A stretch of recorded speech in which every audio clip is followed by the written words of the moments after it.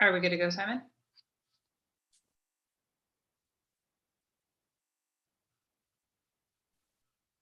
Thank you, Madam Chair. I believe that we are currently live. I'm just checking, and perhaps my colleague can. Hi, Jill McGillicuddy. I can confirm that you are now Thank live. you, Madam Chair. Okay, sounds like we're live, so we're all good to go. I'm going to call this meeting to order, and then I'm going to find the land acknowledgement that I was asked to read, and I'm very sorry, everybody.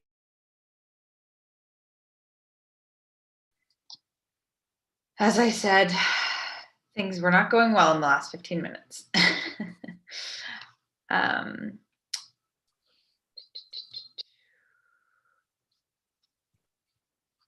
Okay, so calling this meeting to order of the Halifax, the Heritage Advisory Committee for Halifax Regional Municipality, February 23rd. First, I would like to start by acknowledging that the Halifax Regional Municipality is located in Mi'kma'ki, the ancestral and traditional lands of the Mi'kmaq people.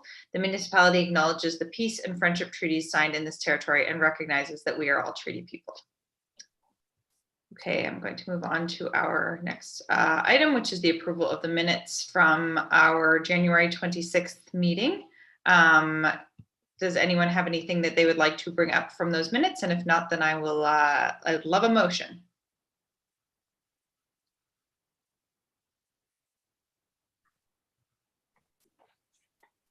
No issues with the minutes. Okay, great. I need somebody to move that we approve those minutes, please. I will move that for you, Jenny. Lois. Thank you, Lois. Seconder? I'll second that, Luke. Thanks, Luke. All those in favor, please say aye. Aye. Aye. Contrary minded? Okay, thank you very much. The minutes are approved. Approval of the order of business and approval of additions and deletions. I believe that this was what Simon was mentioning before the meeting went live. We currently, HAC is currently scheduled to have a HR boards and committees orientation presentation from staff. Given that we are all the members on the line today are existing members of the HAC and there's nobody new, would anybody like to make a suggestion or move that we move that that presentation to our next meeting, our March meeting? And this is Patrick. Are we going to have new members at our next meeting, as far as we know? I'll put that to Simon, but I believe yes. Yeah. Thank you. I can't confirm or deny at this time where we're still going through the approval process. I apologize. It's a little bit of a moving target, but if we do have new members of that meeting, we can continue with these presentations. If we didn't for whatever reason, we can also just delete from the agenda and put them back on at any time if we desire. So there's some flexibility.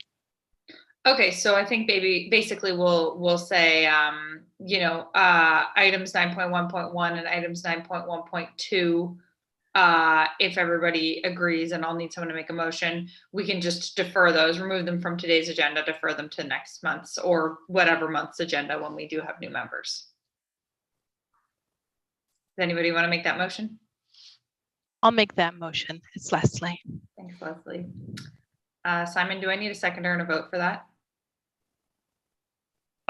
Yes, we'll just need a seconder, but that's the one motion together can approve the change in the order of business.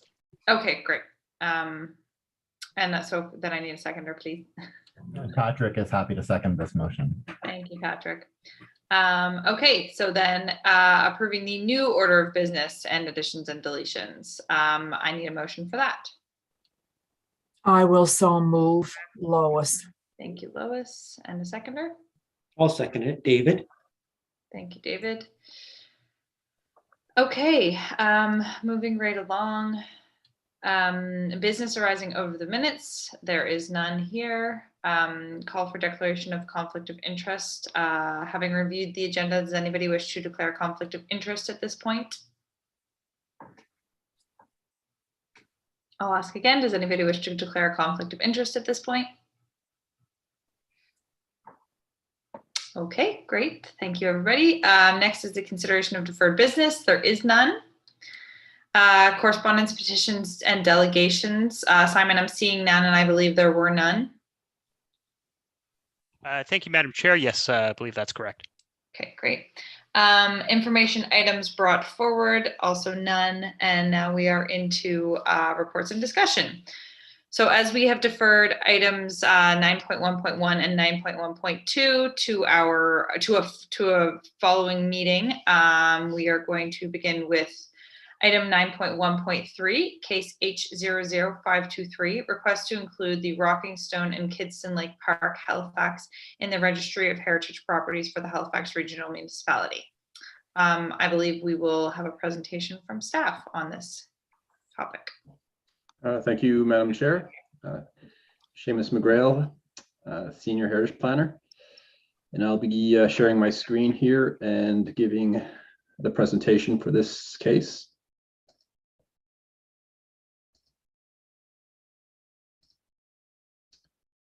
I believe you should be able to see my screen there. Can everyone see that okay, Madam Chair? Yep, we can see that. I can see that, Simon. Or sorry, Seamus. Thanks very much. So this is a case 523, consideration of the Rocking Stone and Kidston Lake Park in Spryfield as a registered municipal heritage property. Just looking at the location map for Kidston Lake Park. So the Rocking Stone is located within the municipal park at Kidston Lake in the community of Spryfield that you see here. And as you can see, there's quite a few park spaces in the community. You have the eastern portion of Long Lake Provincial Park over here. Graves Oakley Memorial Park here. This is where if you ever played with the Halifax Sport and Social Club, this is where they play most of their soccer, football, and softball games at this park here. Captain William Spry Center is a very prominent location in the community. And Kidston Farm is the only existing registered heritage property in the community, just abutting the community center on a hill in the rear. You also have the Macintosh Run, which is a river running through the community. And there's if you haven't been through the community, there's a really beautiful trail system along the Macintosh Run, which will connect up through informal trails that lead through to private properties through Kidston Park here. There's also this formal access point here that I'll discuss later on, owned by the municipality. And you can access, the formal access to Kidston Lake Park is at the end of the cul-de-sac on Fieldstone Street here and through this municipal long property here, which gains access to the Kidston Lake Park. The park itself is very barren land with, it includes just barren land, shallow soils, and exposed bedrock. And it was the perfect setting of a movie shot in 2008. It was the location of a crash site of a spaceship in the movie Outlander. Just a curiosity, I don't think it adds much to the heritage registration, but I just thought I'd mention that. Outlander 2008, Beowulf meets Predator, and I believe it has like 35% on Rotten Tomatoes. So I don't think the movie did very well, but it was shot, the opening sequence of the movie was shot here at Kidston Lake Park, in the giving it sort of that barren kind of look, as you can see a scene from the movie here. Going through some details of the application. This application was initiated by Regional Council recently. The Rocking Stone was originally designated as a historic site under Section 425 of the former Halifax City Charter by Halifax City Council in 1971. So it was previously recognized as a historic site. The Halifax City Charter and this section are no longer in existence, so it no longer has any kind of formal designation. And the property is under municipal ownership as a park since 1958. So it's been in continued use as a municipal park since that time.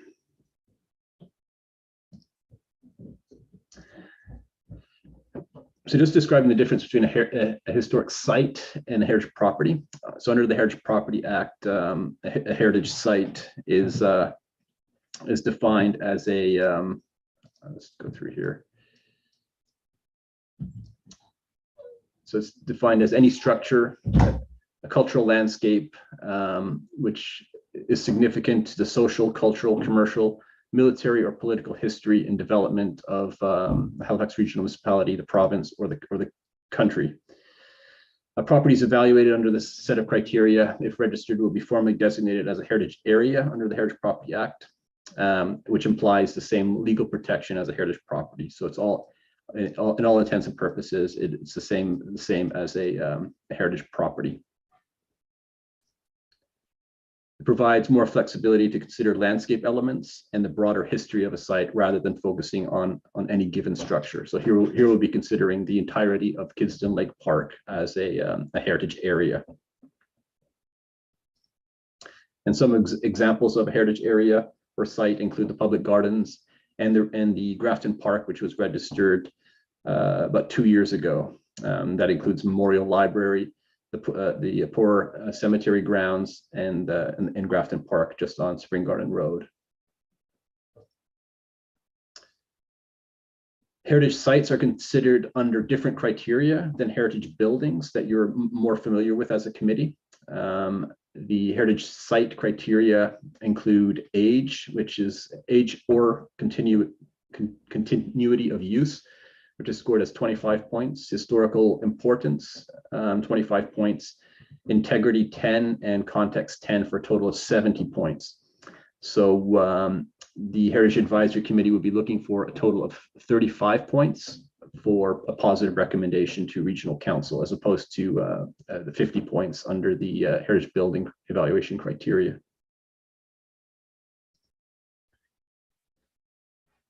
So in terms of the Rocking Stone itself, the Rocking Stone is located in the center of the park. It's located about 200 feet from Kidston Lake. Here you see the south elevation of the rock and an east elevation view of the rock itself. There's some debate about whether the rock still actually rocks, and I'll discuss that in a bit. Staff did attempt to rock it with our hands and with a lever, and we're unable to, but some members of the community maintain that you still can rock it if you find the right angle or the right method.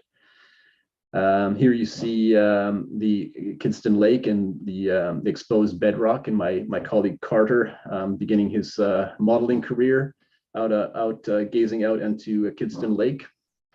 Carter also prepared the research report for the site. And I apologize if you hear my dogs barking in the background. They're waiting for my kids to get home. So turning to the evaluation criteria now, and I suggest we go through the evaluation criteria one slide at a time. The Mi'kmaq people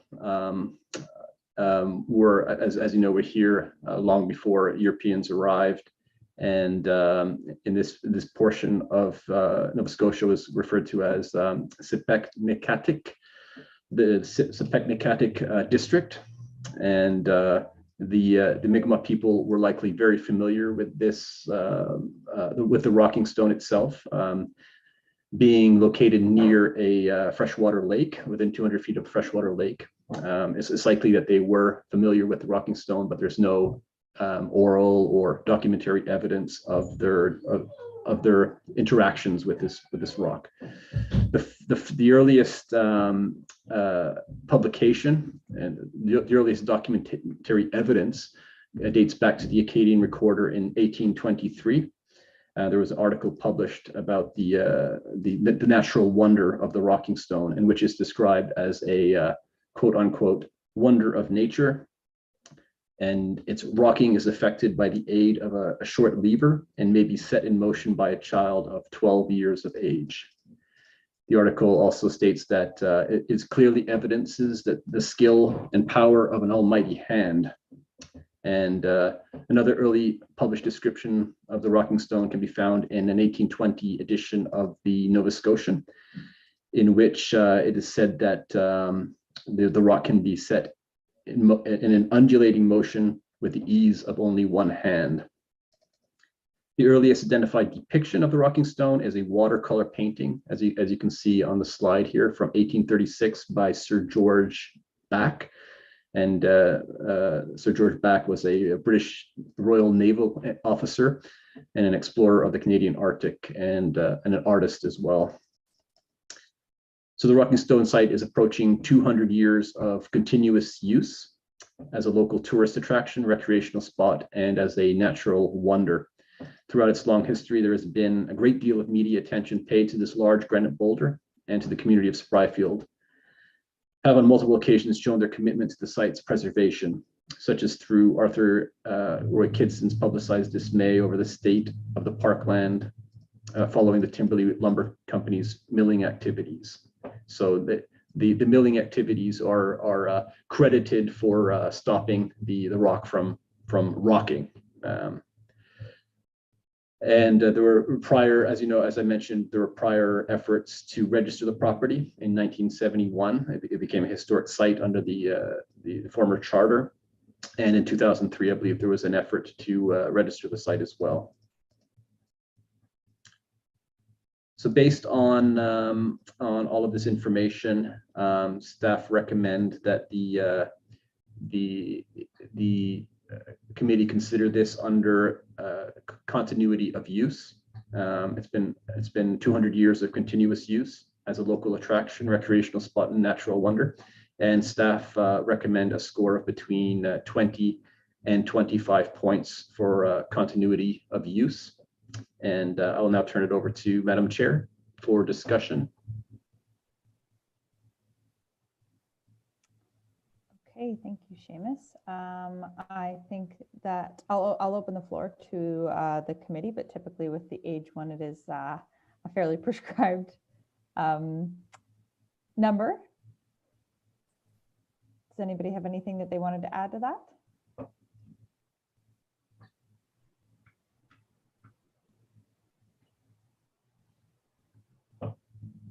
No? Okay, well, I will propose that we go with staff's recommendation then. Anybody object? So, Jenny, I'm having a little trouble hearing you. Oh, are you? Okay, I can try to, 1 second here, I can.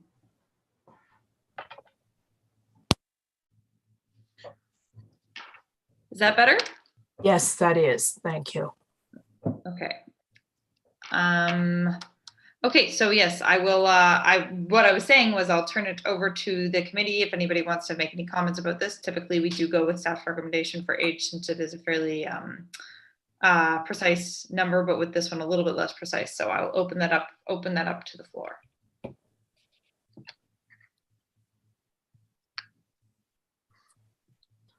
Anybody Well, have any thoughts? 200 years known. That was in the Acadian Recorder, 1823. That's 200 years this year. And from time immemorial for the Indigenous population. And yes, David, the rock itself is, yeah, primordial, I guess.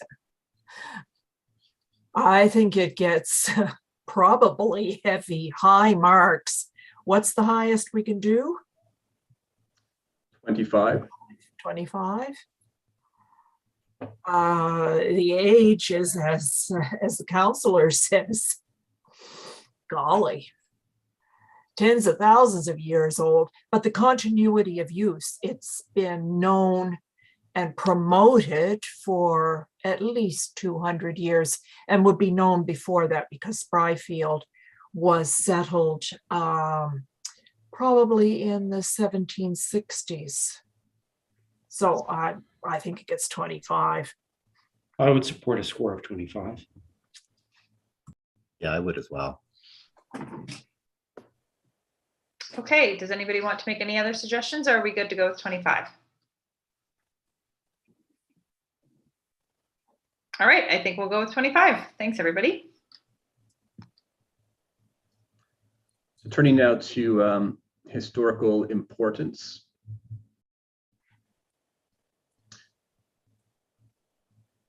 So just I'll just mention a few things about the community of Spryfield here.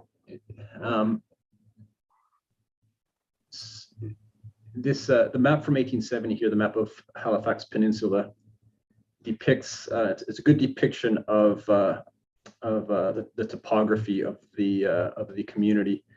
There's a real juxtaposition between barren land and exposed bedrock with shallow soils and rich agricultural land as well. So you look at a site like the like Kidston Lake Park and you wonder how there's farming, traditionally been farming activity within only a few kilometers of the park. And this is due to the glacial action of 10,000 years ago, when glacial action was glaciers were moving through this community, creating exposed bedrock, but also creating drumlins, as you see here. These landforms are soil deposits created by glaciers, and there's just quite a few of them in the community of Spryfield. Citadel Hill is also a famous drumlin, as well as George's Island, and Fort Needham Park is another drumlin. And these had rich soil that could be farmed, and they were farmed. The earliest German occupants of the site arrived in 1770, 1787. Albert Leiser was the first owner of the land that became Kidston Lake Park. And they were largely involved in farming activities. He sold the land to another German immigrant from Mr. Conrad Pence, and he purchased the land in the 1780s. The part of the German immigrants that also settled in Lunenburg, if you're familiar with the South Shore of Nova Scotia, the farming activity there is also largely on top of drumlins, where the rich soil lies along similar types of similar environment. George McIntosh purchased the property from Mr. Pence in 1787, and Mr. McIntosh is known as Spryfield's first true developer. At one point, he owned 90% of the land that became the historic community of Spryfield. And he and his executors retained ownership of the Rocking Stone site for a total of 58 years before selling the land to the Kidstons. The Kidston family, Elizabeth and her son Archibald, acquired the property in 1846, and they were the first in a long series of Kidston family members to own the Rocking Stone site.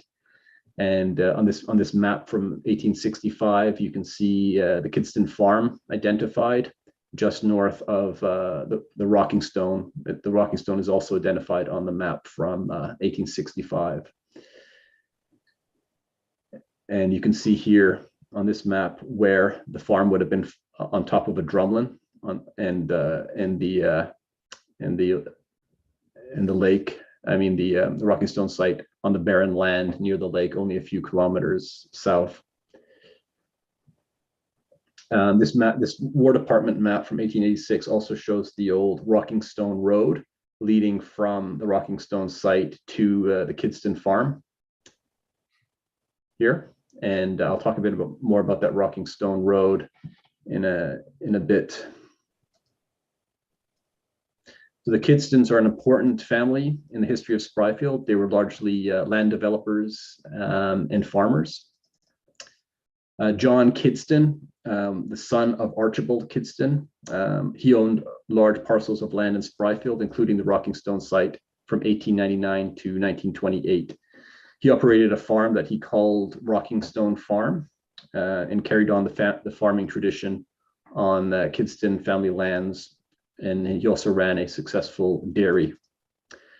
John Kidston he fought on behalf of the federal government in the Northwest Resistance, also known as the Northwest Rebellion of 1885, to quell the resistance of the Métis and their allies led by Louis Riel.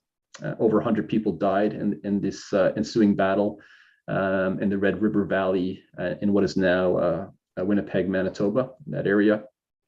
He was also a member of the original Royal Canadian Mounted Police, which was called the Northwest Mounted Police at the time, which sought to impose colonial order on the Northwest Territories, including participating in the suppression of Indigenous Métis populations and their efforts at resistance. There are also some notable visitors to this site. As I mentioned before, Sir George Back, he's the one that did that watercolor that we saw of the earliest depiction of the rock. He's known to have visited in 1836, and he was an admiral, then captain of an Arctic explorer. He was also a naturalist, and he is known to have visited this site, the Rocking Stone, before he set forth as commander of the HMS Terror on its 1836 expedition to the Arctic. Prime Minister Andrew Bonar Law, depicted here on the slide. He is known to have visited the site as a 6-year-old child. So he was born in around Rexton, New Brunswick. And he is the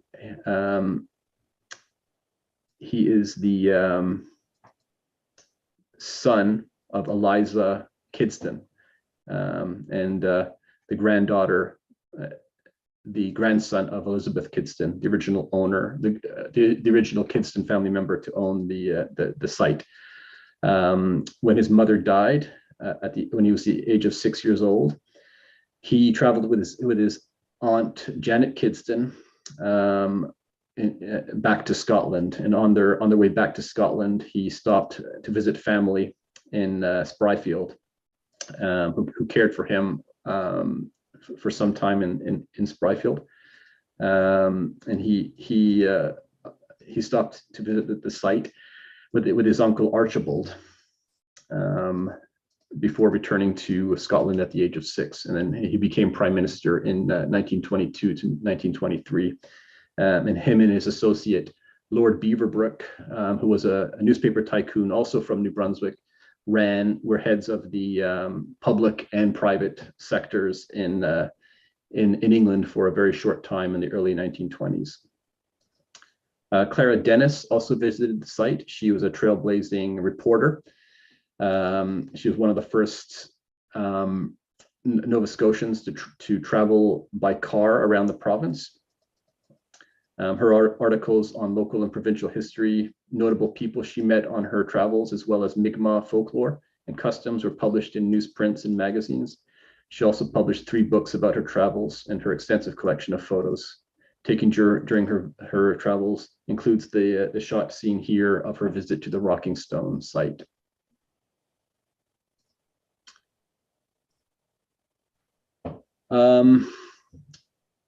Arthur Kidston became the owner after he inherited the land from his brother John Kidston, and he was one of the first to become interested in the Rocking Stone as a recreational site. Arthur conveyed the Rocking Stone site to the Maritime Religious Educational Committee for use as a church camp, which is ultimately unsuccessful, and the property was conveyed back to the Kidston family. And on behalf of the Kidston family, Arthur Kidston Jr., the son of Arthur Kidston Sr., was also keen to see the Rocking Stone site protected and used as a recreational site. He and other Kidston family members donated the roughly 10-acre property that is there today. They donated it to the former County of Halifax municipality to operate as a public park. and the former county of Halifax, and which became the municipal regional municipality HRM, and from 1958 to the present time have operated it as a park. And the Spryfield Lions Club carried out some beautification projects in the park. The community also had some recreational activity in the park as well. And to provide access to this park, the municipality purchased a portion of the Rocking Stone Road here, connecting it to a public right-of-way to provide a formal public access to the road. And to do this, they expropriated land in 1967. So due to the Rocking Stone site's associations with important individuals in the history of Spryfield, staff recommend a score of between 10 and 15 points for historical importance. And we will add that due to the controversial aspects of John Kidston's association with the Northwest Resistance and the Northwest Mounted Police, and the controversy surrounding those events and that organization, staff advised that these historic events and groups not be considered when recommending a score for this site.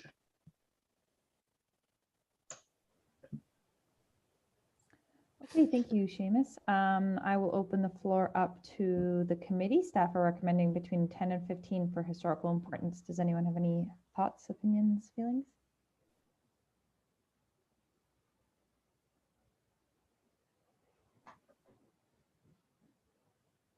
Councillor Hensby says 15 in the chat. I would support a 15 as well. There's a long documented history of various figures of importance associated with the site. Its appearance on the maps also indicate that from the very earliest days, it was an integral part of the community. That's a good point, Lois. Leslie says she supports a 15 as well. Yeah, I do as well. That's Patrick. Thanks, Patrick. Yeah, I would as well. This is Luke. Luke. Okay, it sounds like we're going to go with a 15 for historical importance. Thank you, Seamus. That was a really interesting summary there. Yeah, thanks for bearing with me there. There's a lot of information to get through. I'll try to pick up the pace a bit. The next two are lower scores here. In terms of integrity, staff have identified certain character defining elements of the park that are still in place today. And so the very large granite glacial erratic known as the Rocking Stone, the outcrops, the physical access to the Rocking Stone site, the continued recreational use, the surrounding woodlands, the dry barren ecosystem are all character defining elements that remain today. And as you can see, the rock has settled somewhat, but it's still in place. And the Kidston family who previously owned the Rocking Stone site and surrounding lands had over time developed the area. And there were a lot more recreational infrastructure that's no longer there, but the actual site is still in place. So in terms of the Rocking Stone site is a largely intact with the presence of original geological and landscape features. And as such, staff recommend a score between 6 and 10 points for integrity.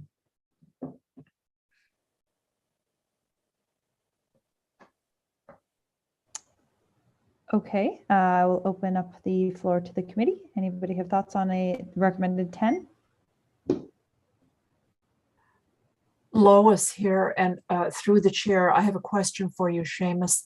Does this qualify, I think it does, as intangible cultural heritage? Slightly different, but it's nudging up against the definitions of intangible heritage and culture. Yeah. The way we generally describe the intangible aspects are the associative aspects of the park. So it's the recreational use and the community interest in the park, and in particular the Rocking Stone as a natural wonder. And it remained a natural wonder for well over 200 years, and it's well documented in formal records in the community. And the integrity is really about how much has the park changed since it was originally used. So in 200 years, how has it changed its appearance in any substantial way. And what we're suggesting is that the integrity is still very good because it appears as it did 200 years ago, or throughout the course of its continued use as a recreational site and as an area of interest to the community. It still retains its original setting as a dry, barren landscape. The exposed bedrock is still there. The erratics, these rocks that were dropped by the glaciers are still in place. So that's what we really mean when we talk about integrity, is the degree of change. And we're suggesting that there hasn't been a great degree of change in the appearance of the property.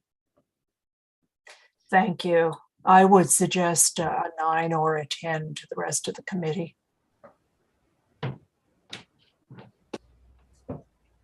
Okay, Lois has put a 9 or a 10 on the floor. Does anybody else have any thoughts?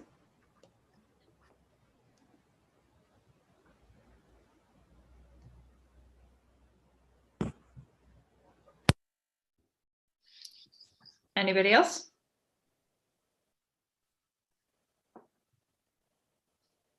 Nine or a 10?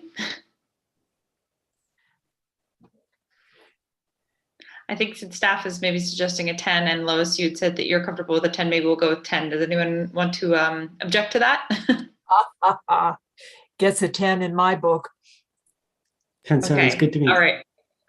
Oh, and everybody's saying good for now. Okay. Yeah. In chat as well. Okay, great. Thank you, Seamus. We'll go with the 10 for integrity then. Great, thanks. And I think this is the last criteria here. Context, and in terms of the context of the community, the Rocking Stone site has bared witness to the entire history of Spryfield's development. The Rocking Stone, the site has witnessed generations of Kidston family members working in nearby farmlands, and generations of passersby who have stopped to picnic atop and photograph themselves with the Rocking Stone. It's been documented throughout history in newsprint, hotel guides, books, paintings, plans, reports, photographs, and in commemorative names such as the Rocking Stone Road, which runs through Spryfield, Rocking Stone Heights School, the nearby school. The Rocking Stone has been a widely visited attraction as well. Joseph Howe wrote about it as well. I won't read the quote, but due to its inherent value to the community of Spryfield and its documentation and local regional history, staff recommend a score of between 6 and 10 for community value, for context and community value. Okay, that gives us a bit of... Everybody, that gives us a bit of a range there. Anybody have any thoughts on numbers between 6 and 10 for this score?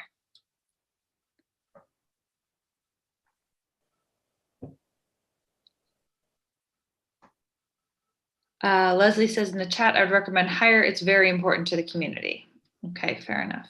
Seamus, is there a maximum number of points that we can award for context? I believe 10 is the maximum number, and I'll just go back. Oh, 10 is the maximum. Okay. Let's go back to, yeah, so it's 10 is the maximum for context. Okay. Okay, so Leslie, I think maybe I'll extrapolate and say you would like to go with a 10. I would support that too, Lois. It's integral from the very beginning of the community. Yes, and this is Leslie. Sorry, it is really significant, and it's still very well known here. So I would say yes. Yeah, I'd support a 10 as well. It's Patrick.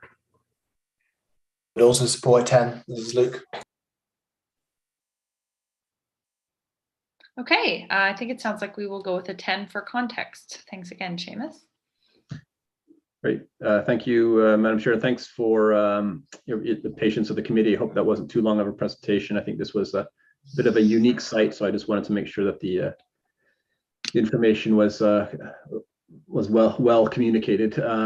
So the recommendation here is before you. So should the Rocking Stone exceed 35 points, then there would be a positive recommendation both to set a date and to approve the Rocking Stone as a heritage property.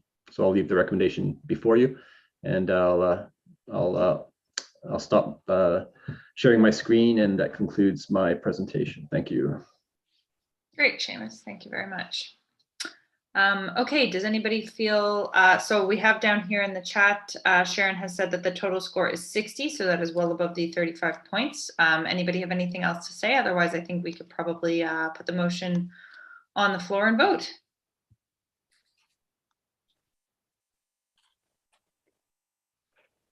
Okay, who wants to read the motion?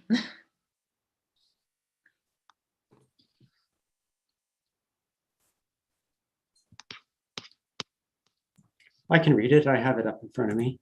Thank you, David. I move that the Heritage Advisory Committee recommend that Halifax Regional Council set a date for a heritage hearing to consider the inclusion of the subject property in the Registry of Heritage Property for the Halifax Regional Municipality and approve the request to include the Rocking Stone site at PID number 00307-462 in Kidston Lake Park, Halifax, in the Registry of Heritage Property for the Halifax Regional Municipality, as shown on map 1 of the February 3rd, 2022 report as a municipal heritage area under the Heritage Property Act.